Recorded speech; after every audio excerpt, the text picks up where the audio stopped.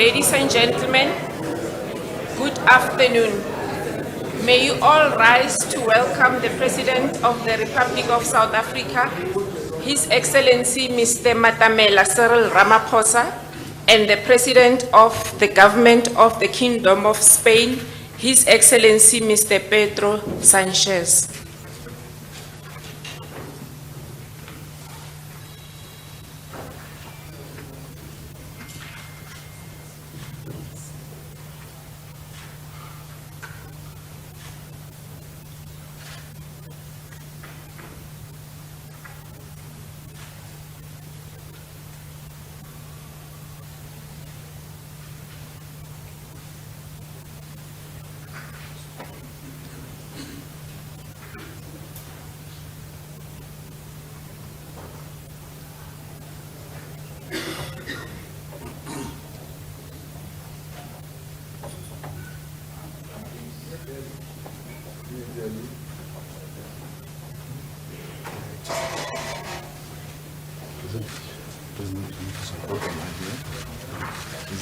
I think this is mine. Yeah, that is yours.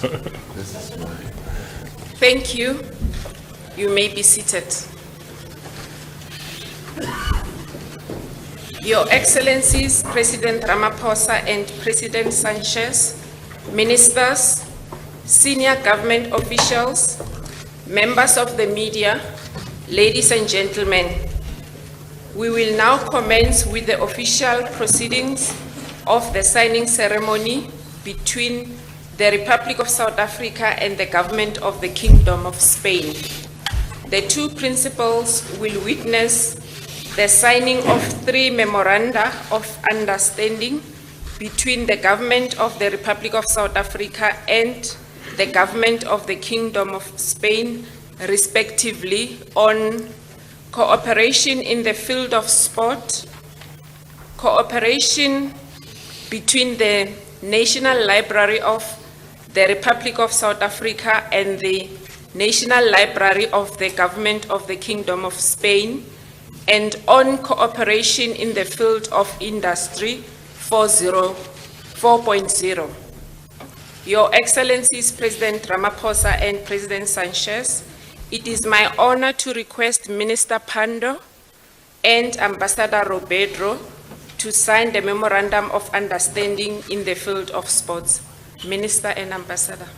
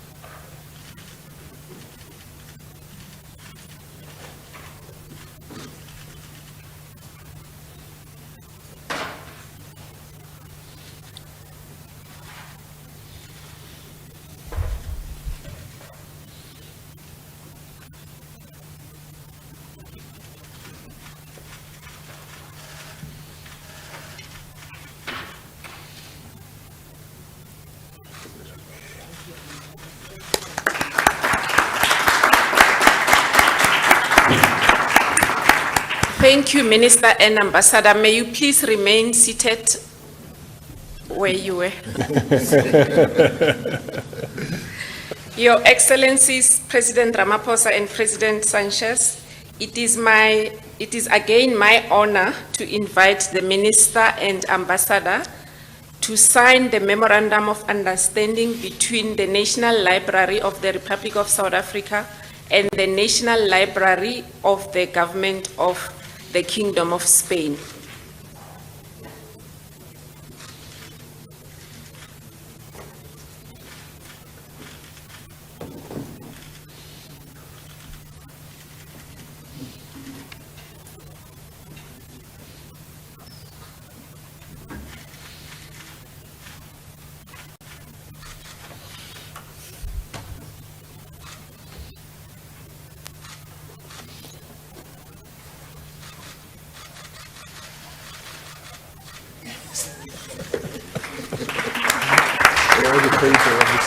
Thank you, Minister and Ambassador. You may now return to your seats.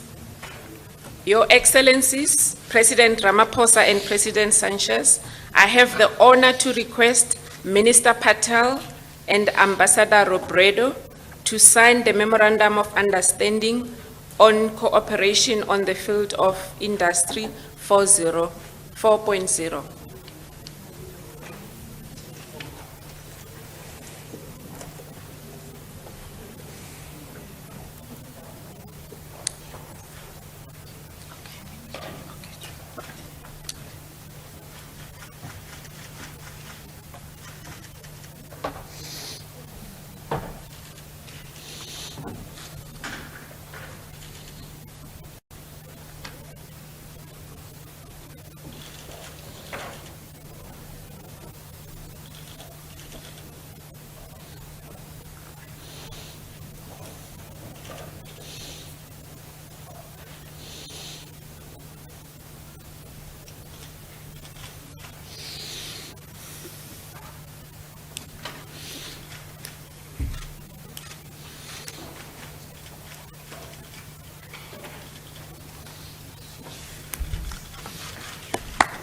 Thank you, Ministers. You may now return to your seats.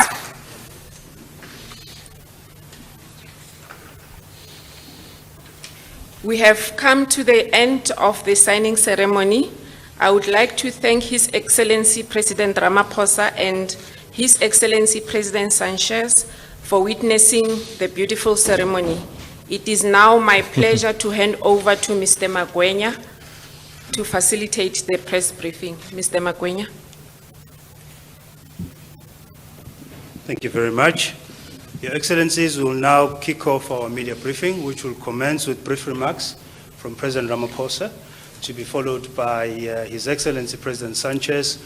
Thereafter, we'll open the floor to questions, and we'll take 3 questions from Spain, and we'll take 3 questions from the South African media contingency. Your Excellency, President Ramaphosa. Thank you very much, and we'd like to welcome members of the media from their siesta. Welcome back here. Your Excellency, President Pedro Sánchez, ambassadors and ministers and officials, and of course members of the media. It's been a real honor and a great pleasure to receive His Excellency President Sanchez and his delegation to South Africa. We have just concluded very successful engagements, which, as you saw, have been crowned by the signing of 3 memoranda of understanding. And we've had an opportunity to exchange views and ideas on how to consolidate and deepen the bilateral relations between our 2 countries. And we have underlined this with a commitment to make our bilateral relations work much more better, with Spain having a very great desire that South Africa should be a great ally and a friend, just beyond even trade issues, as it has manifested itself in a number of ways where we've been dealing with each other. I'm pleased to indicate that we've held in-depth discussions, yes, on trade and investment issues between our two countries, and have had the opportunity to look very closely at the areas where our two countries deal with each other. Trade between our two countries has been growing, and we are both great producers on citrus, with Spain being the largest citrus producer and South Africa being the second. And we both appreciated the role that we play in this sector of the agricultural landscape. And we also raised issues that we see impeding our trade dealings, particularly in relation to Europe. And we asked President Sanchez and his delegation to have these matters raised because we would like to see solutions with regard to ensuring that our citrus does get through to European countries, particularly in view of the fact that a number of citrus producers, we're seeing a number of black citrus producers coming through, and as we are committed to inclusive growth in our country where all citizens of our country should participate meaningfully in the economy of our country, would like to promote more and more of our black people participating in these sectors. And we do not want to see a situation where as they start to participate, there are restrictions and blockages and impediments in their way. Citrus industry employs well over 130,000 people in our country, and Europe is an important market for us and would like to see solutions being brought to bear on some of the challenges. I'm pleased that in our discussions with President Sanchez and his delegation, there's a commitment to address this matter and find solutions, and that is what has underpinned the discussions between us. Later today, President Sanchez and I will engage with business leaders from Spain and South Africa at a business forum. South Africa is greatly encouraged by Spain's interests and investment in sectors that are key to the development and growth of our country. It is only through collaboration, which both of us underlined and underpinned, as well as foreign direct investment and a growing trade, that we can overcome the challenges that we face as South Africa, which is poverty, inequality, and unemployment. We also had an opportunity to discuss issues of regional and international importance. South Africa and Spain are fully committed to preserving and strengthening the rules-based multilateral system as the primary instrument for the resolution of conflicts.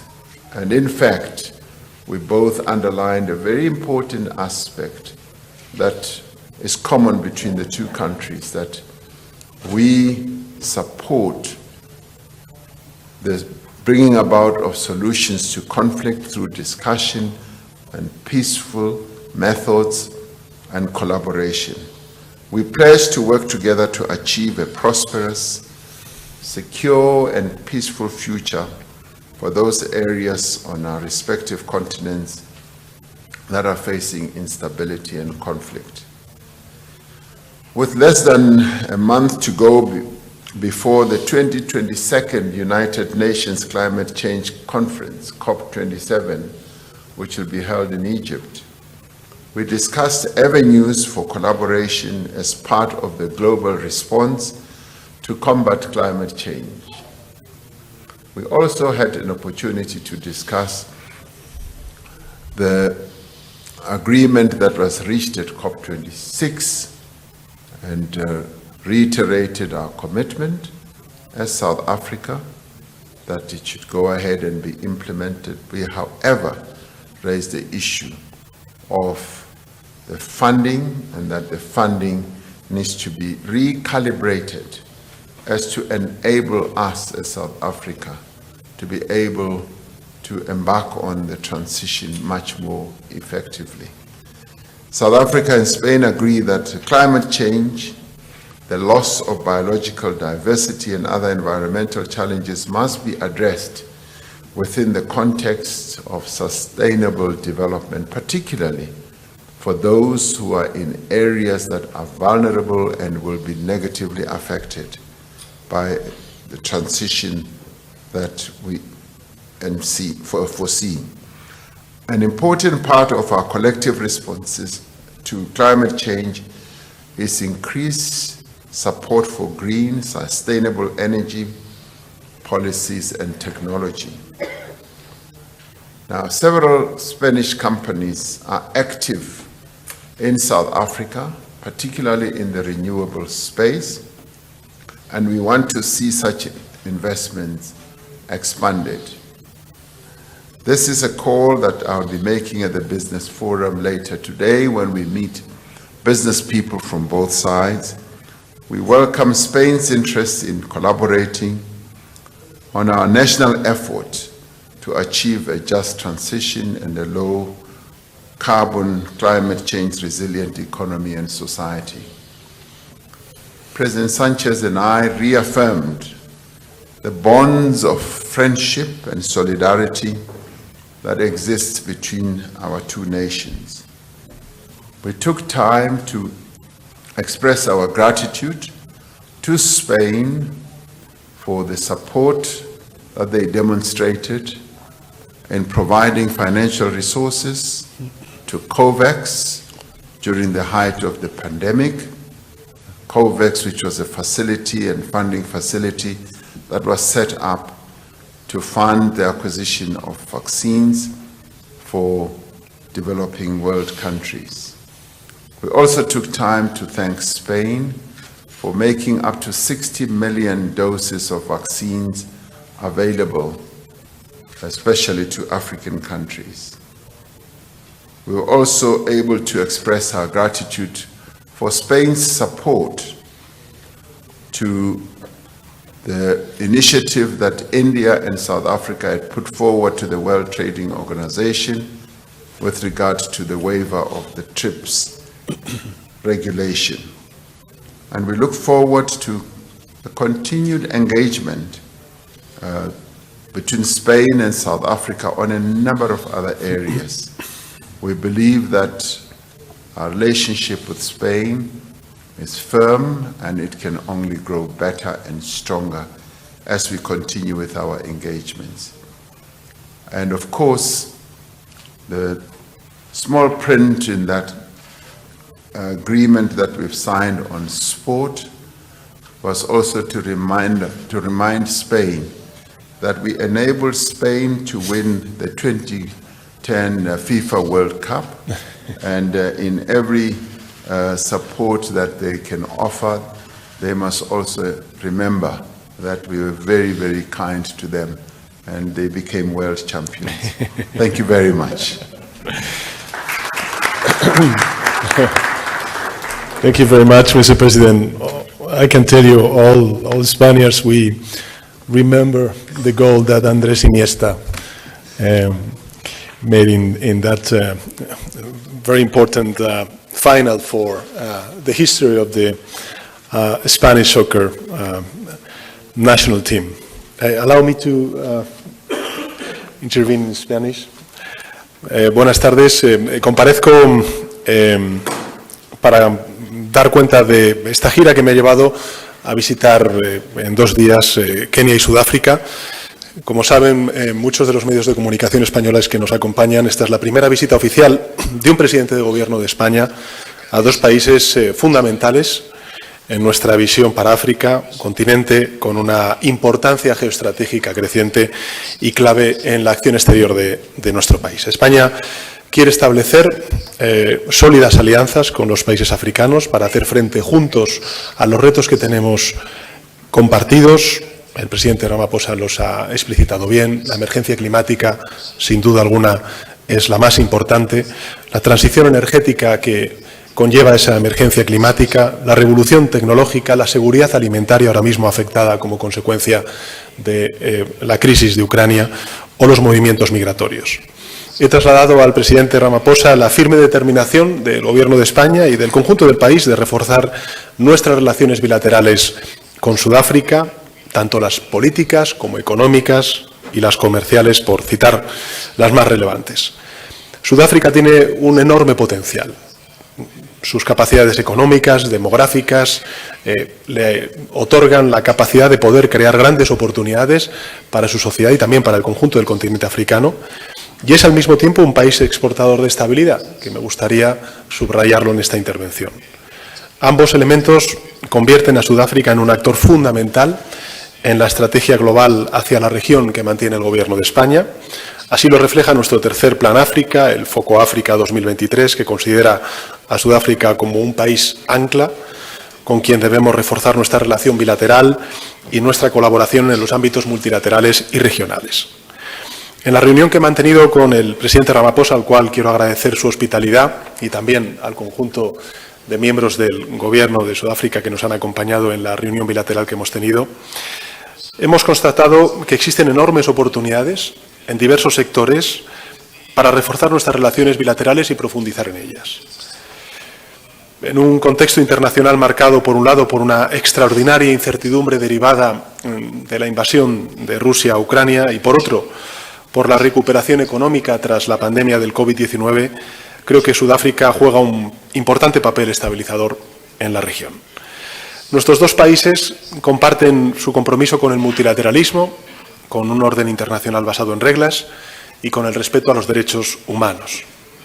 Y esa visión compartida es una excelente base para ampliar el ámbito de colaboración bilateral, así como en foros multilaterales, como es el caso de la COP27, que se va a celebrar en breve en Egipto, o la cumbre del G20 en Indonesia, que tendrá lugar durante las próximas semanas. Y por eso hoy hemos adoptado una declaración conjunta para impulsar nuestras relaciones en distintos ámbitos.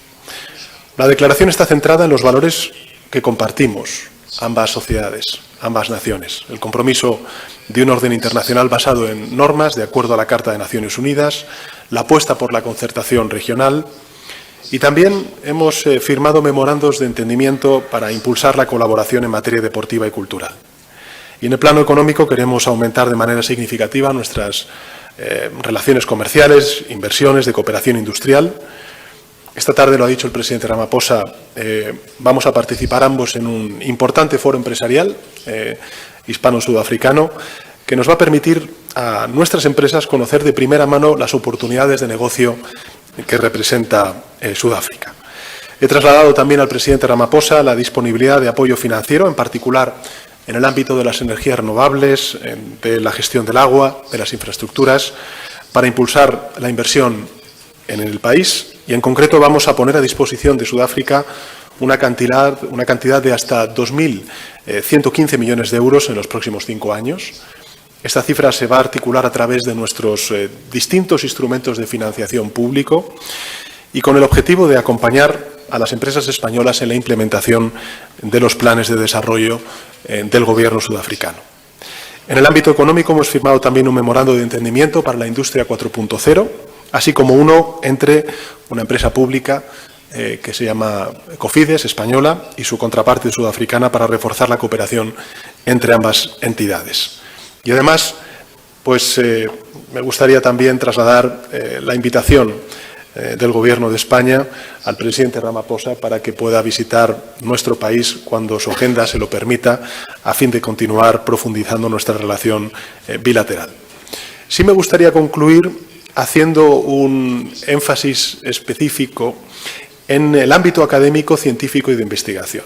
Porque esta mañana me he reunido con varios representantes de la Asociación de Científicos y Científicas Españoles en Sudáfrica, la única de estas características en todo el continente africano.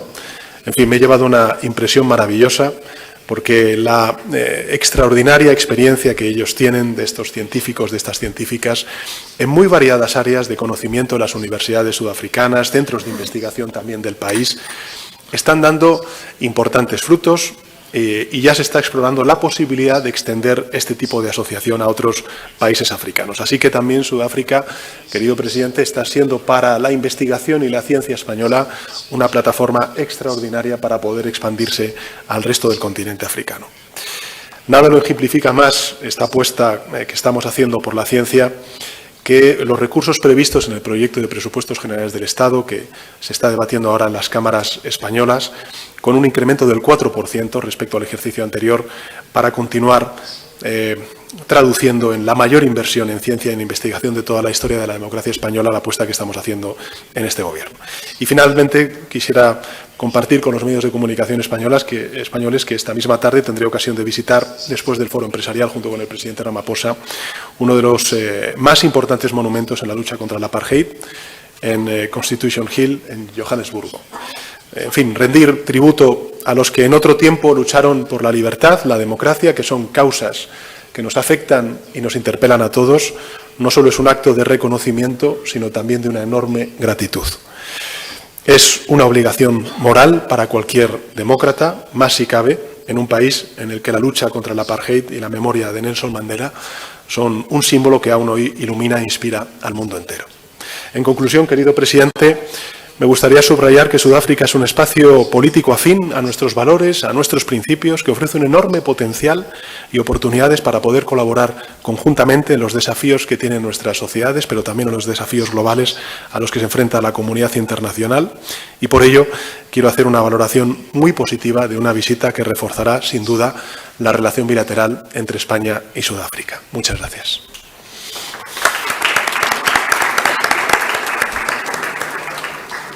Thank you very much, Your Excellencies. We will now open the floor to questions. And maybe we can start with our visitors first. If I can see a hand from colleagues from Spain, if you could kindly introduce yourself. Thank you very much. And start. Thank you. Thank you very much. Ángel Carreira, de Antena 3 Noticias. Tengo una pregunta para ambos. Como han comentado en sus comparecencias, en unos días volverán a coincidir en la cumbre del G20 en Bali. Nos gustaría saber si les consta la presencia del presidente ruso a esa cumbre y si esa presencia fuera así, esto pudiera ser un buen momento, una oportunidad para buscar un acercamiento en la guerra, en la invasión de Ucrania.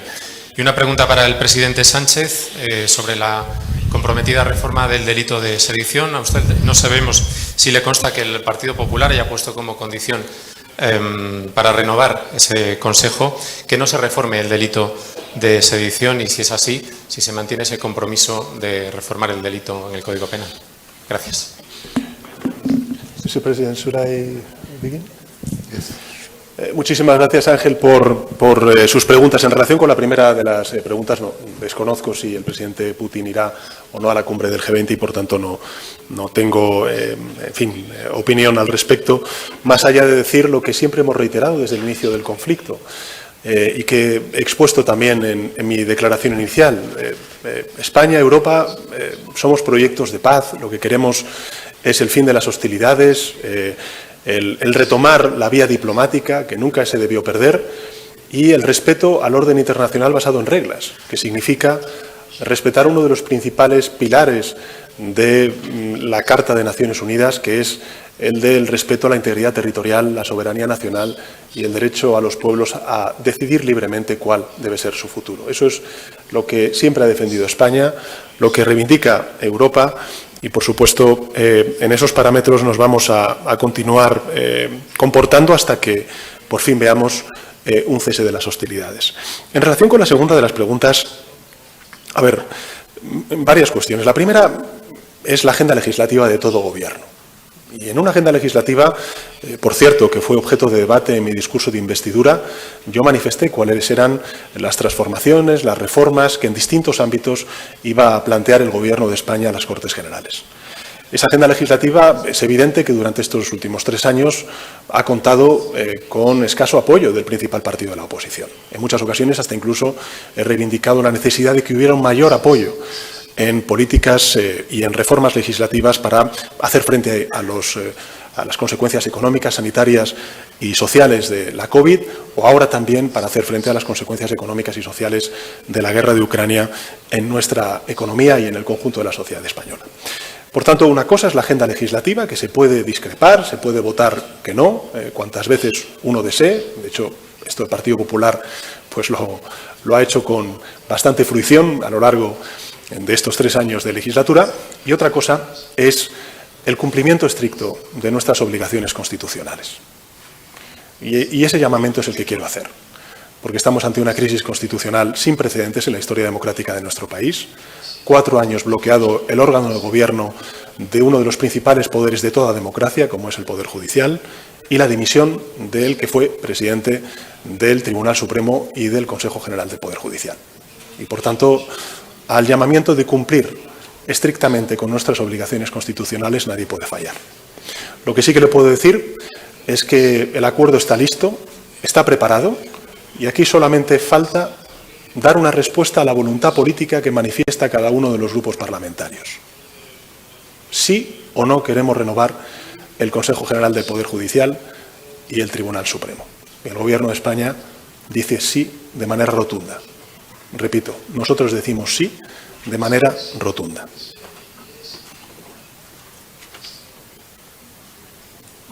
Thank you. Next question, Natasha.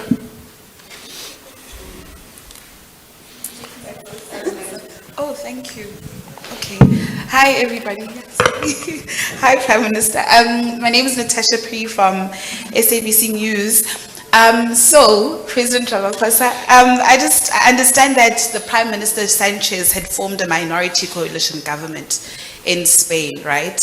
And seeing what's happening in the city of Johannesburg, in Ekurhuleni, what lessons can South Africa learn from Spain? More specifically, because it seems as if our country is actually headed that way. So what lessons can you learn? Thank you.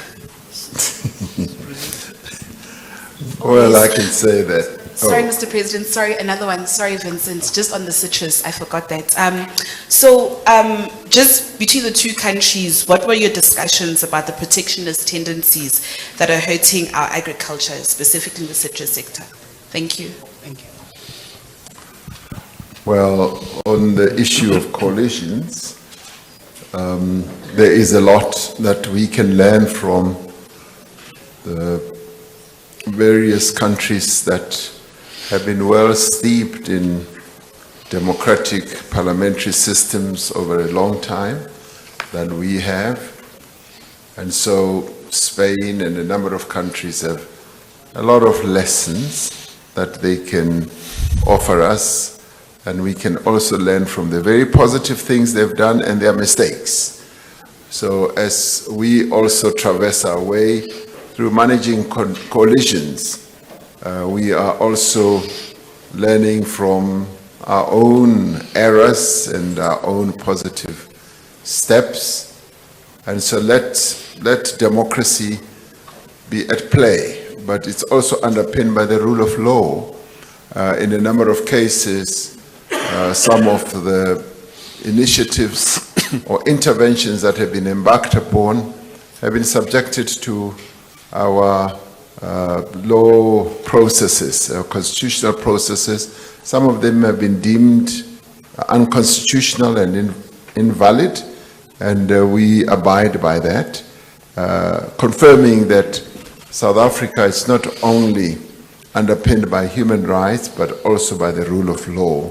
So as we traverse this journey, we are learning from others, as well as learning from ourselves. And as you may recall, when we drafted our own constitution, we took time to learn from the constitutions of many countries around the world.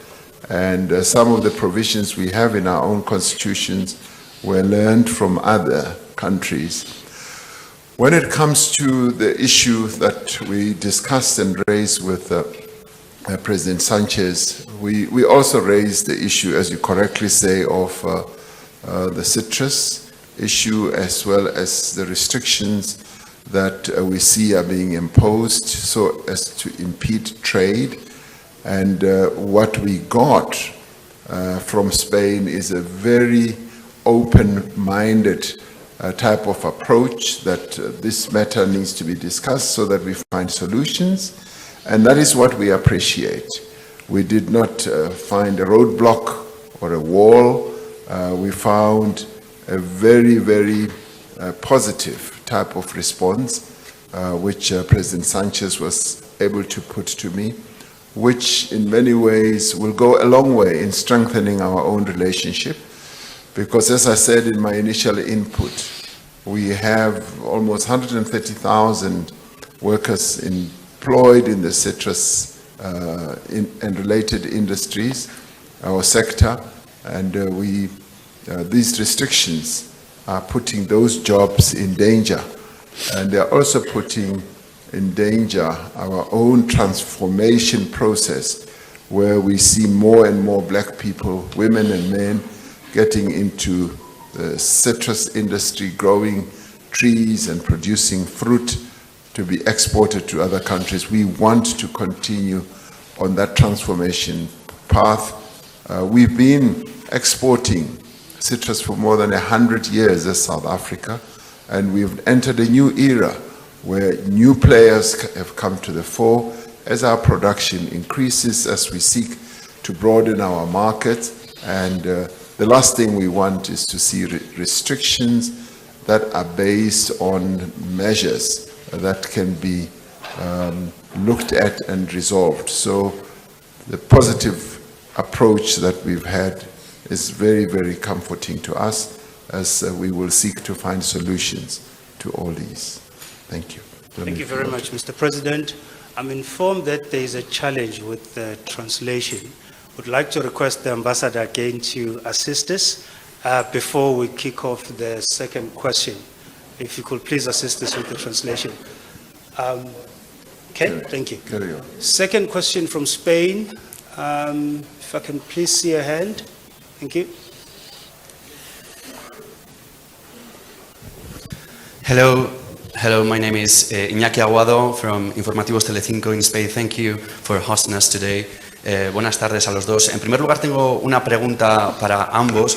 Me gustaría saber si consideran que la presencia, que la Unión Europea está perdiendo cierta influencia en el continente africano frente a la influencia que pueda estar ganando países como China o Rusia. Me gustaría saber si han hecho ese análisis y si lo pueden compartir con nosotros. Y en segundo lugar, tengo algunas cuestiones económicas para el presidente Sánchez. Hoy se han conocido los datos de la EPA, se ve una ralentización se ralentiza la creación del empleo y me gustaría saber si el presidente Sánchez ve indicadores de cambio de situación, cuál es su análisis al respecto. Y por otro lado, me gustaría saber si sigue siendo optimista sobre el crecimiento económico de España en 2022 y de cara también a 2023, o si empieza a considerar que puede haber un cierto riesgo de recesión. Y finalmente, el Banco Central Europeo va a volver a anunciar una subida importante de tipos. ¿Qué cree que debe hacer la banca? ¿El Gobierno apuesta por moratorias en préstamos hipotecarios? Muchas gracias. Thank you. Muchas gracias, Iñaki, por sus preguntas. En relación con la primera de las cuestiones, no lo hemos tratado. No hemos tratado la cuestión de China en el continente africano, también yo diría que en Europa y en el conjunto de la economía global. Y en relación con las cuestiones que ha dicho sobre, en fin, los temas económicos, decir varias cosas. La primera, yo creo que los datos de la encuesta de población activa que se han conocido hoy son positivos. Lo son porque están registrando por primera vez desde el año 2008 más de 20 millones de ocupados y ocupadas, estamos en concreto en 20.500.000 ocupados y ocupadas, con unas tasas de temporalidad nunca vistos, de un 20%, con una tasa de paro efectivamente inferior a la que nos encontramos cuando llegamos al Gobierno, Y, por tanto, si algo se demuestra es que la economía española, en este contexto de extraordinaria incertidumbre en el que desarrolla su actividad, está creciendo y continúa creando empleo. En segundo lugar, todas las previsiones económicas que no maneja solamente el Gobierno de España, sino también el conjunto de instituciones internacionales y europeas, señalan que España va a ser una de las economías que más crezca en el año 2023, con todas las incertidumbres que evidentemente ahora mismo manejan estos organismos a la hora de poder hacer previsiones, porque entre otras cuestiones vamos a ver qué impacto tiene y cuánto dura la guerra de Putin en Ucrania. Y finalmente, respecto a si hay optimismo o no hay optimismo. Ustedes me han escuchado en muchísimas ocasiones decir que el Gobierno de España no va a caer ni en la autocomplacencia ni en la euforia por datos que estamos conociendo, como por ejemplo de la creación de empleo, pero tampoco en el catastrofismo. Creo que hay que trasladar un mensaje de confianza en las fortalezas de la economía española, que está mucho mejor preparada que hace años para poder afrontar todas estas turbulencias derivadas de la guerra y sobre todo de que contamos con la política económica adecuada. Una política económica que se basa en 3 reglas fundamentales. La primera de ellas, en proteger a la clase media y trabajadora de nuestro país. Lo estamos haciendo con un escudo social sin precedentes en nuestra historia democrática. Quiero volver a recordar que este Gobierno ya va a destinar de aquí al 31 de diciembre casi 3 puntos de su Producto Interior Bruto para proteger a las familias, a las empresas y a las industrias de nuestro país. En segundo lugar, con transformaciones. Antes, con el presidente Ramaphosa, hemos tenido ocasión de hablar de la importancia de continuar desplegando las energías renovables también para hacer frente a este shock energético en los precios. Y, finalmente, en lo que representa el reparto justo de la carga de estas consecuencias económicas y sociales derivadas de la guerra. Ayer conocimos la cuenta de resultados de las entidades financieras. También conocimos la cuenta de resultados de las entidades energéticas y creo que unas y otras justifican la idoneidad de aprobar impuestos a las grandes energéticas y a las grandes entidades financieras, también un impuesto de solidaridad a las grandes fortunas en este momento en el que necesitamos bajar impuestos a la clase media y a los trabajadores y trabajadoras y que, por tanto, a la hora de mantener nuestro estado del bienestar, es decir, la protección social a la mayoría social de nuestro país, pues aquellos que más contribuyan sean aquellos que más tienen. En este caso, las grandes fortunas, las grandes energéticas y las grandes entidades financieras, como vimos ayer en sus cuentas de resultados. Y en relación con este último asunto que usted ha comentado, del endurecimiento de la política monetaria, saben ustedes que la vicepresidenta de Economía, Nadia Calviño, está hablando con las entidades financieras y, lo he dicho en muchas ocasiones, estamos desplegando un escudo social sin precedentes, como hicimos durante la pandemia, y el compromiso del Gobierno de España es total, es firme, es rotundo. Nosotros vamos a volcar todos los recursos económicos en, mientras dure toda esta crisis, proteger a la mayoría social del país. Thank you. Govind?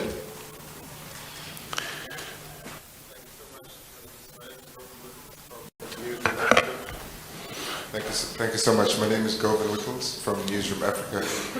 My question is for our president. Were you surprised when you saw the United States issue a terror alert for South Africa? And are you able to update the country on whether or not that warning was legitimate, considering that the date they issued it for is 2 days away? And secondly, for the Spanish president, earlier in October, the Spanish government wrote to the European Union requesting that additional measures be implemented on the import of South African citrus into the EU. Has South Africa agreed that those additional measures are necessary, or have you changed your position on whether they are necessary? Thank you. It was quite unfortunate that the US government issued that type of warning without having had deep dive type of discussions with us. But following that, we were able to engage them and to get to understand precisely where this warning or information has come from. We are in the course of doing precisely that. because warnings such as those do send a lot of panic amongst our people, and South Africans should be best informed by the South African government, our agencies as they are getting better at their job of securing our people, are alert and are looking very closely at this type of threat, and they continue to do so. So any form of alert will come from the government of the Republic of South Africa, and it is unfortunate that another government should issue such a threat as to send panic amongst our people. So the South African government is working around the clock to verify and to look very closely at this message that came from the United States. Thank you. Thank you. A quick response, I would say that the good news from this bilateral meeting that we had is that we're going to find solutions to this situation. And I think this is the main idea that I would like to share with of course, the public opinion, which is that we are going to work together also in Brussels in order to find solutions to this situation. I'd like to add on that and say we did raise this issue with the President of the European Union, Mr. Charles Michel, when he was here. And we've raised it once again with President Sanchez. And we appreciate the approach that Spain is taking on this matter, because it's important that Europe should relate to African countries and also to our country, South Africa, on an equal basis. It should never be a paternalistic relationship. It should be a relationship of equals, but also a relationship that is based on our historical understanding of what happened in the past. We cannot wash away what happened in the past, the way that African countries were disempowered through a colonial system that held them back from their own economic development. We're now at a stage where we're seeking ourselves to develop our economies, and the last thing that we want, that is needed, is for us to be held back by strictures, by rules that don't really have a robust scientific bearing. And it is in this regard that we are raising some of these restrictions that are being put forward and saying they are restricting trade, but more than that, they are actually devastating the livelihoods of many people, not only in South Africa, but on our continent. And we would like, on a very sort of friendly basis, with good understanding between countries, that these matters should be taken seriously. And for us, time is of the essence. And we've seen slowness in dealing with these matters. And we want to reiterate that time is of the essence, because many of our people are unemployed, they are poor, and there's a great deal of inequality. And these are challenges that the northern countries, West or European countries, must support us in addressing these, because they, in part, did play a role in disempowering many countries on our continent. So let's work together, and it is for that reason that I really appreciate the approach that President Sanchez has taken on this. Thank you. Thank you. Last round of questions. Sophie? After you, Sophie, I'll take one question from Spain, and then that will be a wrap. Thank you. I'm Raúl Peña from El Mundo newspaper. Tenía dos preguntas para el presidente Sánchez, si me permite. acaba de decir ahora mismo que el acuerdo para reformar el Poder Judicial está listo, está preparado. Entendemos, por lo tanto, que solo falta la firma. Queríamos saber por qué no se ha firmado ya, qué es lo que lo impide o qué parte se resiste a firmarlo. Y también si podía asegurarnos o confirmarnos que ninguna persona que haya desempeñado cargo público estará sentada en el próximo Consejo General del Poder Judicial. Y sobre la reforma del delito de sedición, tanto sus socios Esquerra como el principal partido de la oposición, el PP, le piden que concreten cuál es la reforma que planea o que estudia o que quiere llevar al Congreso el Gobierno. Quería preguntarle cuál es la propuesta que va a llevar el Gobierno al Congreso sobre la reforma del Código Penal, qué plazos maneja para llevarla y si la va a llevar a la mesa de diálogo que tiene previsto reunirse antes de que finalice el año. Gracias. Muchas gracias. En relación con la primera de las preguntas, simplemente una matización. Me ha dicho candidatos que nunca jamás hayan estado en... Que no hayan desempeñado cargo. Nunca jamás. Yo creo que... Vamos a ver. Primero, en relación con el acuerdo del Consejo General del Poder Judicial. Ayer se lo dije en un encuentro que tuve con los medios de comunicación. Nunca como ahora hemos estado tan cerca de llegar a un acuerdo. Nunca como ahora. Y esto creo que es una buena noticia y da también prueba de la voluntad política de ambas partes en poder llegar a un acuerdo y encontrar bueno, pues una posición equilibrada para el Partido Popular también. Y la voluntad del Gobierno de España es manifestar un sí rotundo a ese acuerdo, a la renovación del Consejo General del Poder Judicial y, por tanto, al cumplimiento del mandato constitucional. Y poner fin de una vez por todas a una crisis constitucional que se ha agravado con la dimisión del anterior presidente del Tribunal Supremo y del Consejo General del Poder Judicial. Y esto creo que tiene que estar por encima de cualquier otra consideración. Uno podrá discrepar o no de la hoja legislativa, de la agenda legislativa del Gobierno, que fue objeto, por cierto, de debate en mi discurso de investidura y también en todas las iniciativas legislativas que llevo al Congreso. Y esa es la democracia. Es legítimo votar a favor, en contra, enmendar, en fin. Y otra cosa es el cumplimiento estricto de la Constitución al cual nos debemos todos, sobre todo aquellos partidos que se dicen partidos de Estado. Por tanto, yo espero que podamos desbloquear esta situación por el bien de las instituciones, por el bien de la democracia y, por tanto, por el bien de nuestro país.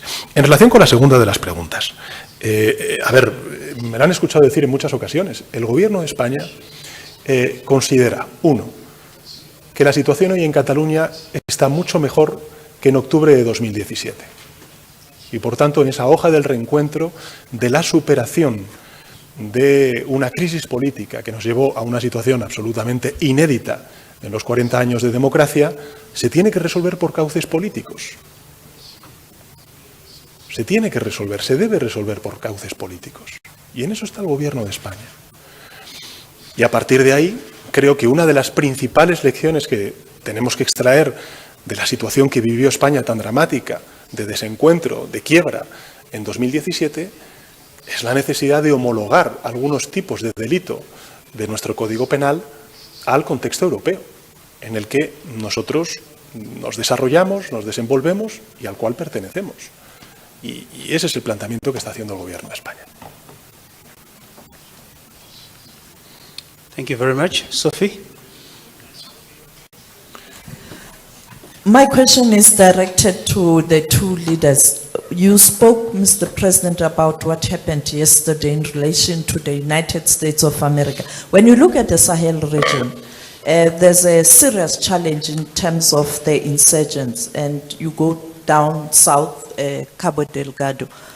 Did you discuss the current problem of growing number of these groups in terms of fighting terror? And then the second question, the issue of COP27, you spoke about funding, Mr. President, or financing. What are the sticking points? And then finally, the issue of Africans perishing in the Mediterranean Sea, trying to cross to Europe. Countries such as Italy and Spain, you receive a lot of migrants from the continent, and they are being abused, harassed. We saw what happened in June in Morocco. Many died. What are you doing about this? Well, I completely agree that migration is a common challenge that we, Africa and Europe, we are facing. First, I think that we need to address the issue of smugglers and human trafficking. Mm-hmm. Second, I would say that Spain is one of the countries that are developing circular, regular migration. Mm-hmm. So we don't see migration as a threat, but as an opportunity for the development of the country of origin, but of course the country that receive that migration. In the case of Spain, we receive a lot of migration from Africa, but especially from Central America and South America, because we have, we share the same language, more or less the same culture. And lastly, I would say that it's important to cooperate with the countries of origin and the countries of transit of that migration. This is what we are doing with Algeria, with Morocco, with Mauritania. And of course, we are increasing our cooperation and collaboration with countries of origin, for instance, in the case of Spain, mainly sub-Saharan countries, the Sahel mainly, Mali especially. So, I think it's important to see all the multidimensional, I would say, perspectives of the migration issue, and to have a humanistic approach, which I think it's important. No, I was remembering when you were asking this question that Spain, during the Civil War back in the 30s of last century, and over 40 years that we suffered dictatorship, many of our citizens left Spain and went to South America or Central America. Some of them went to Algeria, or even, of course, to many countries in Europe. So, in a way, I think that heritage, that history, also means that the Spanish society, I would say in a major percentage, is very open to accept migration and to integrate migration in our society or within our society. Thank you. We did speak about the issue of insecurity around the world, especially on our continent, and we did zero it down to the conflict that's happening in the northern part of Mozambique, in Cabo Delgado. And we appreciated the focus that a number of countries that have been coming to the assistance of Mozambique are doing, and Spain is one of those that has offered assistance in the form of training. And we outlined to the President that South Africa, we have put boots on the soil, on the ground, and together with other countries in SADC, we are assisting Mozambique on the basis of our common solidarity in SADC, and we are pushing those groups back.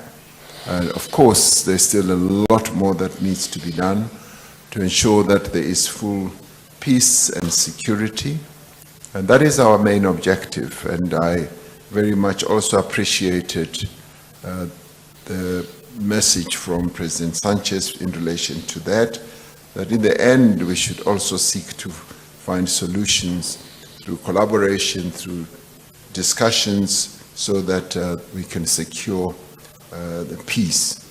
In relation to COP27, yes, there is an offer that has been put on the table, and as we raise the issue of the financing, we are also raising the adequacy of that financing and also the composition of that financing. And so we are going to be having discussions with our partners in this regard in a very positive manner to see how best we can navigate our way through the just transition so that we don't leave anyone behind, and particularly the vulnerable communities that are going to be negatively affected as we transit from one source of coal to another. So we are going to have interesting discussions as we go to COP27.